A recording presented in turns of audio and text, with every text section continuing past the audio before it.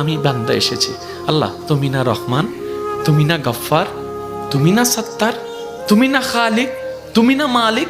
মৌলা তুমি চাইলে তো দিনকে রাতও বানাইতে পারো, রাতকে দিনও বানাইতে পারো সেকেন্ডের আগে।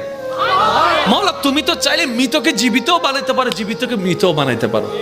ও মৌলা এই বিশ্বের সামনে, এই বিশ্বের সামনে, এই গ্যালাক্সির সামনে পৃথিবীর কোনো অস্তিত্ব নাই। পৃথিবীর সামনে আমি 3.5 হাত মানুষের কোনো অস্তিত্ব নাই। মৌলা এই ছোট্ট নগণ্য বান্দাটা তোমার কাছে এসেছি। মৌলা মা তো ফেরাই দেয় না, মায়া করে। তুমি তো বলেছো মায়ের চাইতে 1000 গুণ বেশি তুমি বান্দাকে ভালোবাসো, বান্দাকে ভালোবাসো। ও মাওলা তুমি দৌড়াই দিলে কার কাছে যাব? তুমি রহমত না করলে কে রহমত করবে? তুমি ফিরাই দিলে আমি কার কাছে যাব? ও মাওলা তুমি ছাড়া তো আমার কোনো উপায় নেই, তুমি ছাড়া তো আমার কোনো উপায় নেই। ও মাওলা এবার বান্দা চোখের পানি ফেলে ফেলে কান্না করতেই আছে।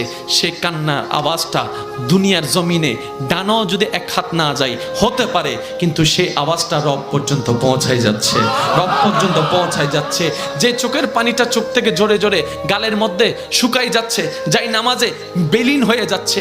না রে ভাই না, এটা এতটুকু বিলীন হচ্ছে না, এটা রব্বে করিম হাদিসে পাকের ফরমান অনুযায়ী আশিকের সেই চোখের পানিকে ফেরেশতার মাধ্যমে আল্লাহ একটা বাটিতে সংরক্ষিত করে রাখে, যে বাটিটা জান্নাতের মধ্যে থাকবে, জান্নাতের মধ্যে থাকবে। এমন পানি আল্লাহ পাক নষ্ট হতে দেয় না।